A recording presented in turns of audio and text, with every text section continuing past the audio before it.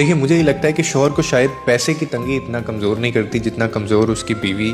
کا جو برا لہجہ ہوتا ہے یا رویہ ہوتا ہے وہ کرتا ہے. اور میں ان اچھے مردوں کی بات کر رہا ہوں جو سب کچھ کر کے بھی برے رہتے ہیں. ایسے مرد جو دن رات محنت کرتے ہیں, اپنی خواہشیں مارتے ہیں, وہ اپنے آرام کو وہ قربان کر دیتے ہیں, مگر پھر بھی انہیں جو عزت ملنی چاہیے, انہیں جو عزت کے دو بول ہیں وہ نہیں ان کو مل رہے ہوتے اور ان کی قدر نہیں کی جا رہی ہوتی, یا تھوڑا سا بھی احساس نہیں ان کا کیا جا رہا ہوتا. دیکھیں مرد کا جو دل ہے نا وہ بھی تھکتا ہے, وہ بھی ٹوٹتا ہے,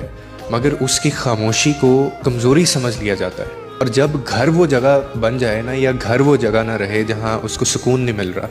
اس کی محنت کو سراہا نہیں جا رہا, بلکہ ہر وقت شکایت, تنقید اور تانے ان کو دیے جا رہے ہیں, تو پھر پیسوں کی کمی نہیں بلکہ رویوں کی جو سختی ہے وہ مرد کو اندر سے صحیح کھوکھلا کر رہی ہوتی ہے, توڑ رہی ہوتی ہے.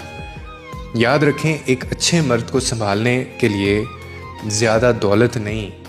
بس تھوڑی سی قدر, احترام اور ساتھ چاہیے ہوتا ہے. جیسے ایک عورت بھوکی ہوتی ہے نا ان چیزوں کی, شاید مرد بھی انہی چیزوں کا بھوکا ہوتا ہے. اور اگین میں بار بار یہ بات کر رہا ہوں کہ میں اچھے مردوں کی بات کر رہا ہوں کہ جو سب کچھ کر کے بھی وہ خوش نہیں کر پاتے کسی کو. انہوں نے سارا کچھ کر کے دیکھ لیا ہوتا ہے لیکن پھر بھی ان کا جو پارٹنر ہے وہ خوش نہیں ہو رہا ہوتا.